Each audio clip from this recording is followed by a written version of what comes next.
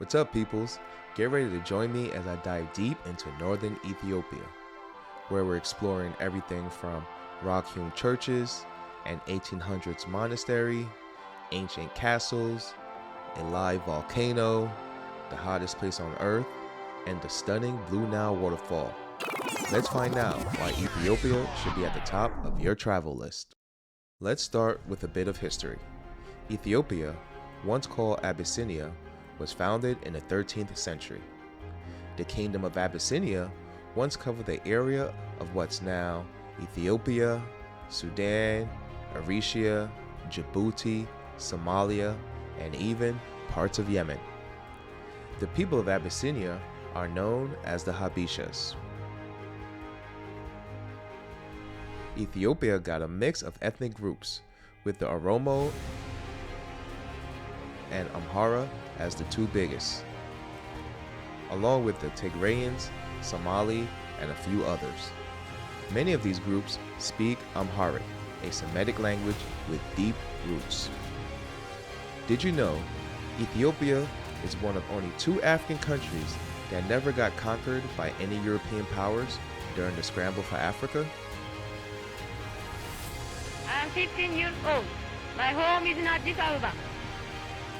Italy wants to make war against my people. We are a peace-loving country. Italy tried in the 1890s, starting the first Italo-Ethiopian War, but got defeated by King Menelik II at the Battle of Adwa. They tried again in 1935, initiating the Second Italo-Ethiopian War. But Emperor Haile Selassie I rallied support from America and Britain after appealing to the League of Nations to make good on their security agreement.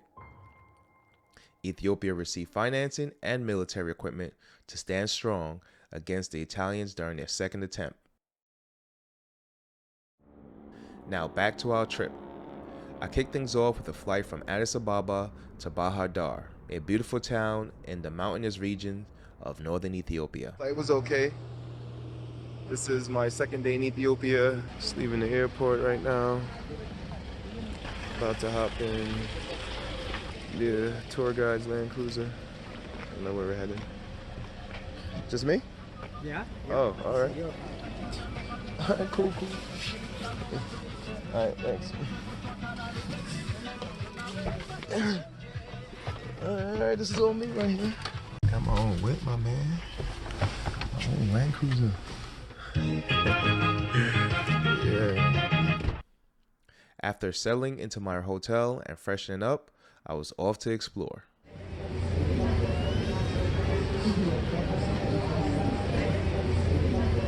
It's a major church service going on right now in St. George. It's happening behind me. You can see there's a whole congregation of people across the street from me. Yeah, they take their religion very serious. And about to pass by me, I think, is the military boys.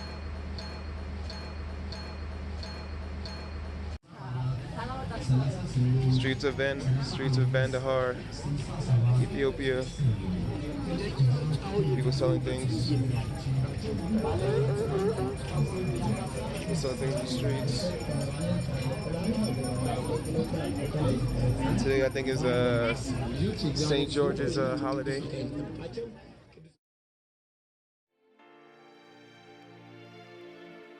We took a smooth cruise across Lake Tana, where we were lucky enough to spot a hippo on our way to Zege Peninsula.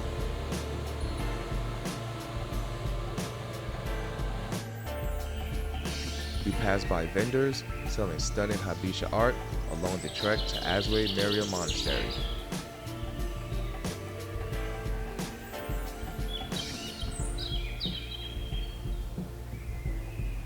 Just outside the monastery, there's a stone bell from the 14th century that someone would hit with a rock to signal the start of services. This beautiful circular building is the monastery of Aswe Maria, which was created in the 1800s. Inside, I found incredible biblical paintings that were painted on canvases and placed on the walls. This was done to teach the peoples about the biblical stories. It was amazing to see these biblical paintings where the angels and saints actually look like the local Habesha peoples. A representation that felt super meaningful. Growing up, all the images I'd seen of saints and angels looked nothing like me, so this was great to see. It seemed the service was about to begin as we headed back to our ferry.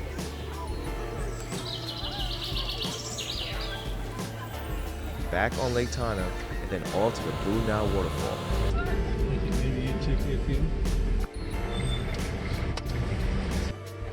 Trekking now to see a waterfall, the Blue Nile waterfall.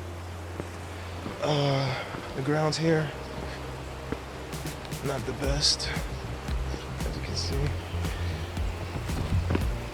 But it's pretty cool. Along the trek, we saw someone being transported for medical help. A reminder of just how remote and rugged this area really is. This peaceful trek took us through a breathtaking landscape with views of a 17th century bridge and donkeys transporting supplies.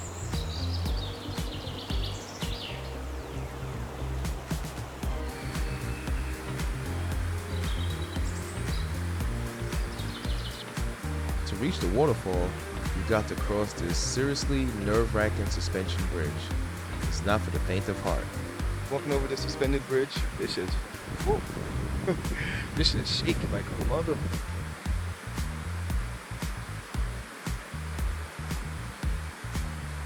And as if on cue, once I arrived at the falls, a local flutist decided to join me, serenading me for the rest of the trek.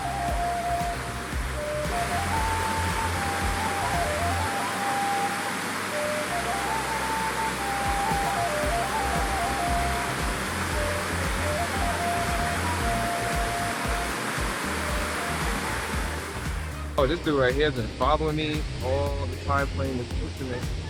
Not sure why, but that's him following me. That's what's giving you guys a nice sound. What we're going through right now.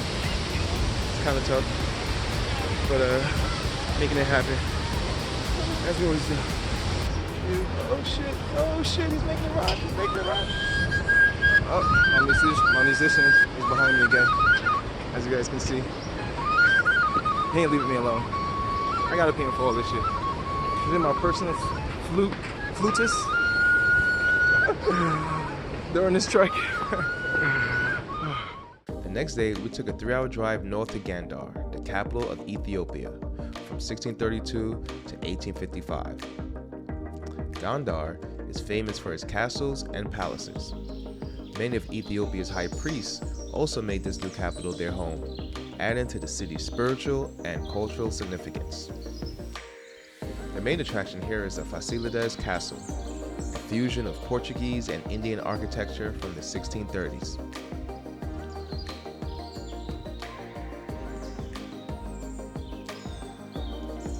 The Fasilides Bath nearby is also culturally significant, where every January 19th, people celebrate Epiphany by filling the bath to reenact Jesus' baptism.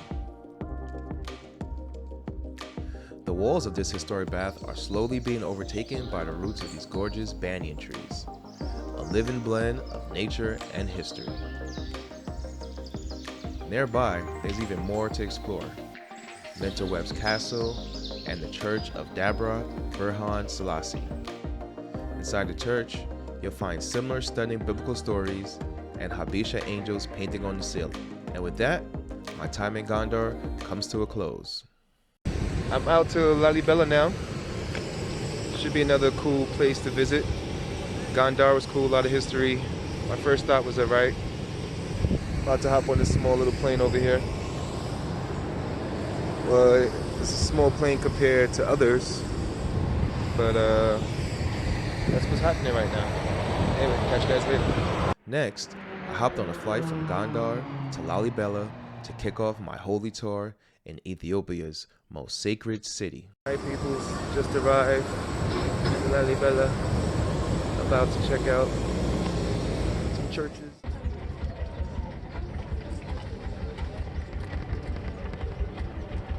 Ethiopia's holiest city is named after King Lalibela, who, inspired by a divine message from God, set out to carve 13 rock-hewn churches from massive stones in the 12th century.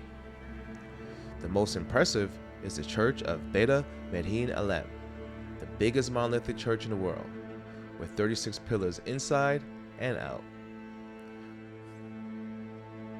Around the churches, there are unique walkways, ceremonial passages, and defense trenches.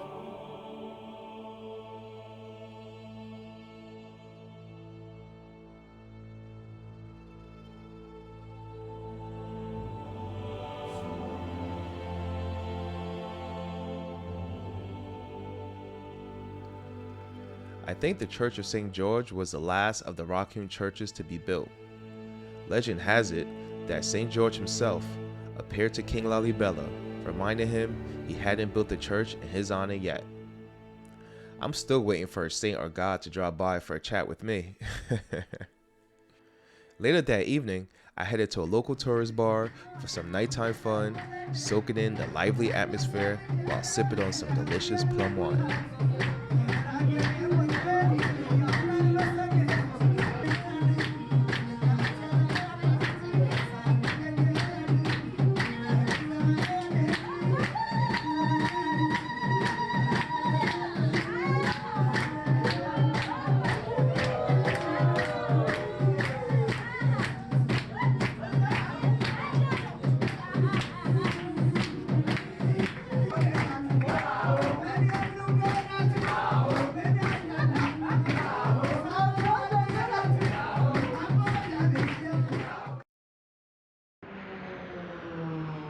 I flew to Mekele, and breaking protocol, had some local food that hit me with the worst stomach bug.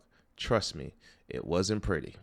Yeah, so I was sick badly the last few days, for like 3 days, so I didn't record or do anything, but today I'm back at it.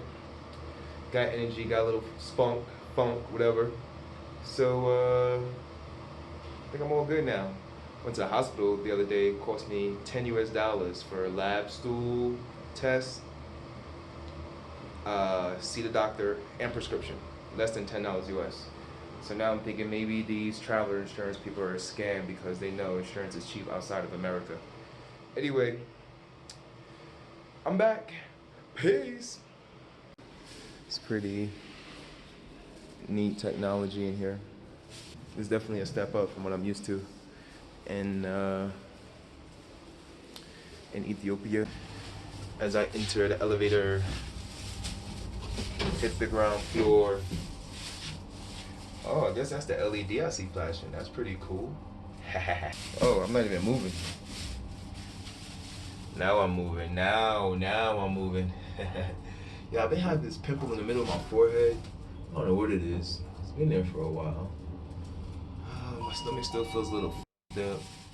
Here's my ride to take me to a nearby village to meet with other tourists before we head into one of the lowest areas on Earth. This village with predominantly Muslim village, and you can see the garb dudes are wearing, and dudes together holding hands. You know, that's the way they show, I guess, how much they care about each other. Time for an Ethiopian dinner before I hit the sack. It's a potato with beef. Yeah, and Amharic? Amharic. Yeah. It's a dinich basiga. Dinish Basiga. The next morning, we set off in a caravan of 4 trusty Toyota Land Cruisers to head deep into the Afar region. It was just us, the vast desert landscape, and a sense of excitement in the air. But before we could move any further, there was an important stop to make. We needed permission from the local chief before we entered the area.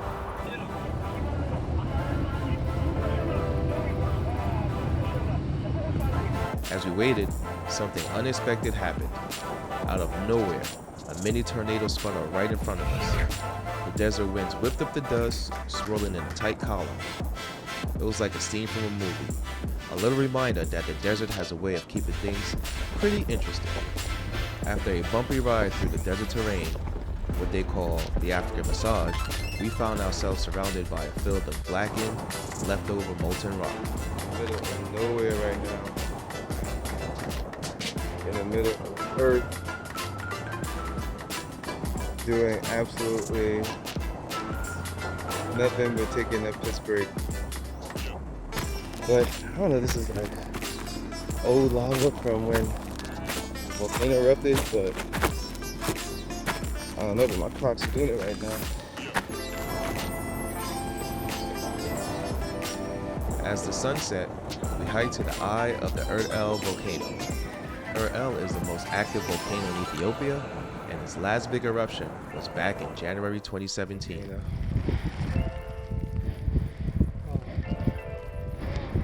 Fucking crazy. Before sunrise, we hiked back up to see the lava in daylight.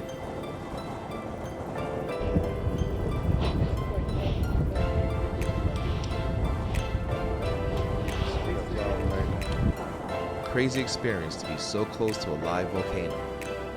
We slept at the base of the volcano while the volcano was simmering nearby. This was surreal.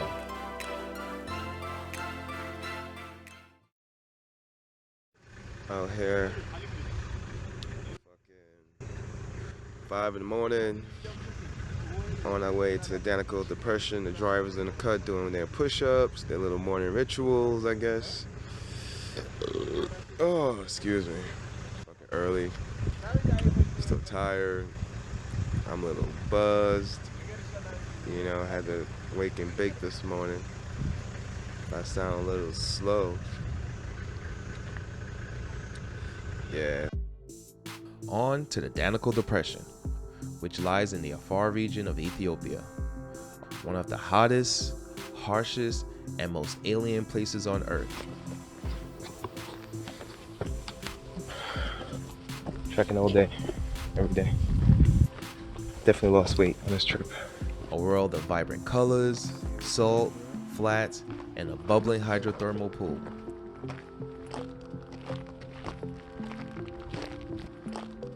Yeah, at this the Dallol Depression. I think this is acid behind me. I'll get the details. I'll do some research later. This geological marvel sits over 100 meters below sea level, formed at the junction of 3 tectonic plates, the African, Arabian, and Somali plates, really pulling apart, stretching, and crackling as these plates diverge. Intense geothermal heat lies close to the surface here, heating the underground waters. This water seeps through the cracks and emerges as steaming, mineral-rich hydrothermal pools.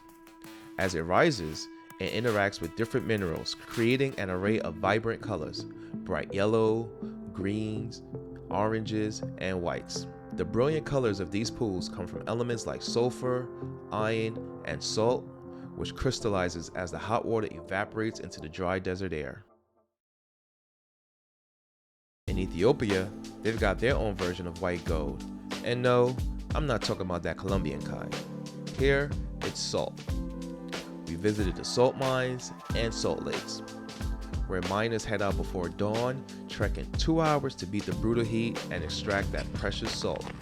Seriously, hats off to these men for braving such intense conditions to supply this essential mineral. And it doesn't stop there. The Dallol Depression is packed with otherworldly hot springs.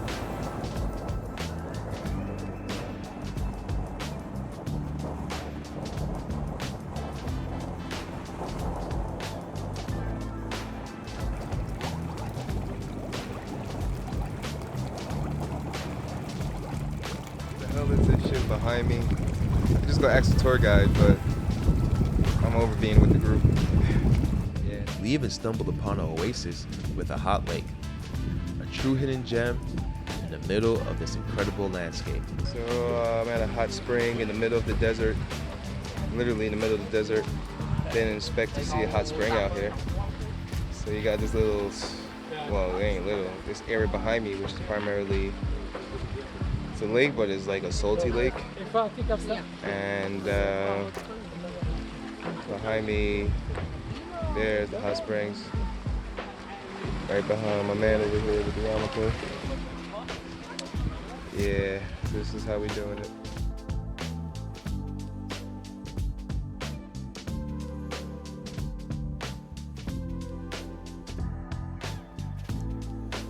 After this epic adventure, I headed back to Addis Ababa, ending the night with dinner, plum wine, and entertainment at Abyssinia Cultural Ambassador. That's a wrap for my Northern Ethiopia journey. Stay tuned for my next adventure in Central and South Ethiopia.